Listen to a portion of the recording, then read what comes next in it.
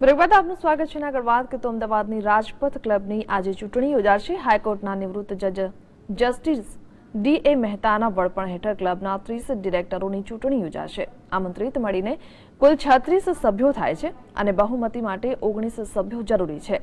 આથી જો હાલના સત્તાધારી જૂથને ઓછી બેઠકો મળે તો તેમને નિવેલક કો-ઓપ્ટ સભ્યોના જોડે તેઓ બહુમતીમાં આવે તેવી શક્યતાઓ હોવાથી આ કાનૂની જંગ છેડાયો છે. ક્લબની ચૂંટણીમાં પારદર્શક અને ભ્રષ્ટાચાર મુક્ત વહીવટના મુદ્દા સાથે રાજપથ ક્લબની ચૂંટણી યોજાશે, જેમાં પ્રમુખ બે જૂથો પરેશ દાણી ગ્રુપ અને જગદીશ પટેલ ગ્રુપના ઉમેદવારો વચ્ચે ચૂંટણીનો જંગ જામ્યો છે. બુધવારે પરેશ દાણી તરફના યુનાઇટેડ રાજપથ ક્લબના કાર્યાલયનું ઉદ્ઘાટન કરવામાં આવ્યું હતું. ગુરુવારે સાંજે જગદીશ પટેલ ગ્રુપના મેમ્બર્સ પાવર પેનલના કાર્યાલયનું ઉદ્ઘાટન થયું હતું. બંને ગ્રુપ દ્વારા ચૂંટણી માટેના વાયદાઓ આપવામાં આવ્યા છે. મેમ્બર્સ પાવર પેનલના જગદીશ પટેલે જણાવ્યું હતું કે સંકલ્પ પત્રમાં મતદારોને પારદર્શક અને ભ્રષ્ટાચાર મુક્ત વહીવટ આપવાની વાત ઉપર ભાર આપ્યો છે. ક્લબની વાર્ષિક ફીમાં 50% સુધીનો ઘટાડો અને બીજા વર્ષે ફી નાબૂદ કરવાનો સંકલ્પ કર્યો છે. આ તરફ યુનાઇટેડ રાજપથ ગ્રુપ તરફથી જે.બી. પટેલે જણાવ્યું હતું કે અમારો સૌથી મહત્વપૂર્ણ મુદ્દો ક્લબના સર્વાંગી વિકાસનો છે. સંપૂર્ણ વહીવટ પારદર્શક અને ભ્રષ્ટાચાર મુક્ત રાખવાનું વચન અમે આપી રહ્યા છીએ.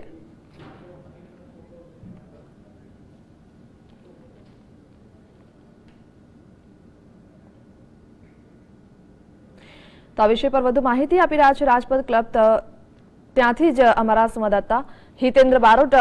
જી હિતેન્દ્ર, જણાવો કે હાલ ચૂંટણી યોજાવાની છે, કેવો માહોલ છે?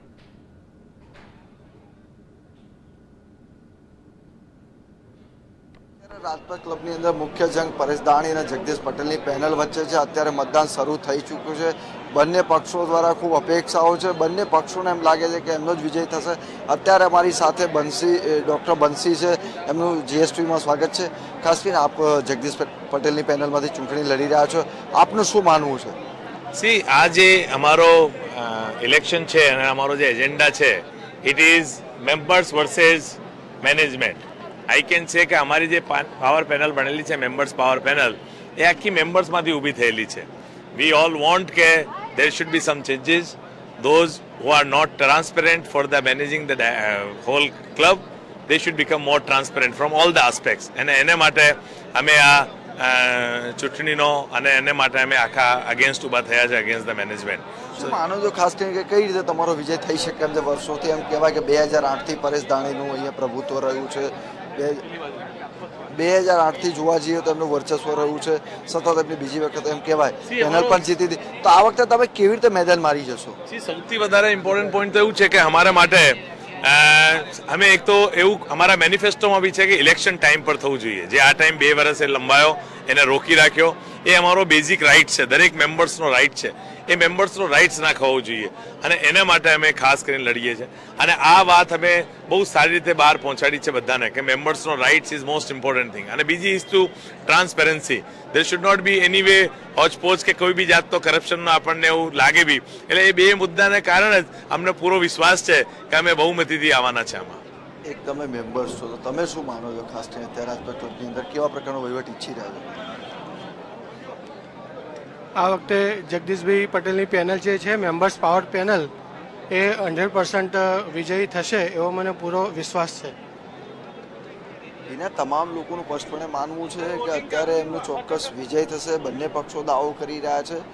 વાત એટલી જ છે કે બંને પક્ષો દ્વારા જે રીતે લોકસભા અને વિધાનસભાની ચૂંટણીમાં પ્રચાર અભિયાન ચલાવાતું હોય છે, જે રીતે આપ જોતા હોય છે કે કોંગ્રેસ ભાજપના ઉમેદવારો પ્રચાર કરતા હોય છે, પછી સોશિયલ મીડિયાનો સહારો લેતા ઘરે ઘરે સંપર્ક કરતા, એ જ પ્રકારે અહીંના આમના દ્વારા પણ આશરો લેવામાં આવ્યો હતો.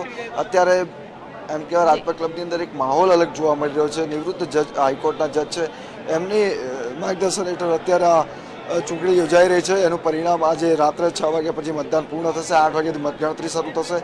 24મીએ આ મતદાન ગુજરાત હાઈકોર્ટમાં સબમિટ કરાશે અને 25મી રાજપથ ક્લબનું પરિણામ જાહેર કરવામાં આવશે. હિતેન્દ્ર, રાજકીય નેતાઓની જેમ જ રાજપથ ક્લબમાં પણ બંને પક્ષના મેમ્બર્સ દ્વારા વાયદાઓ આપવામાં આવી રહ્યા છે લોકોને. લોકોમાં કેટલી ખુશી છે, લોકોને આ વાયદાઓ ઉપર કેટલો વિશ્વાસ છે?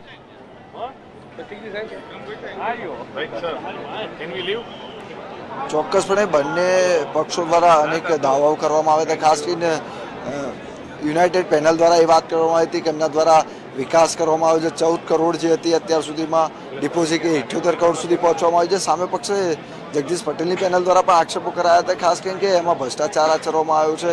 પાર્કિંગનું જે કોન્ટ્રાક્ટ આપવામાં આવ્યો છે એની અંદર રીસેટનો ભ્રષ્ટાચાર આચરવામાં આવ્યો છે. ત્યારે પીછે તો એમને એમ કહેવું હતું કે ના, ભ્રષ્ટાચાર નથી, ઓછા ભાવે કોર્પોરેશનની કમ્પેરિઝનમાં પાર્કિંગનો કોન્ટ્રાક્ટ ઓછા ખર્ચે આપવામાં આવ્યો છે. સાથે સાથે બીજી એક વાત હતી કે જે પ્રમાણે થવું જોઈએ નથી થયું, એટલે કામ જે થવા જોઈએ મેમ્બર્સની પાસેથી ઊંચા ભાવ વસૂલવામાં છે. ફૂડ આ તમામ વાતોનો ખાસ ઉલ્લેખ કરાયો હતો. જી જી, સમગ્ર માહિતી સાથે જોડાવા બદલ આપનો આભાર.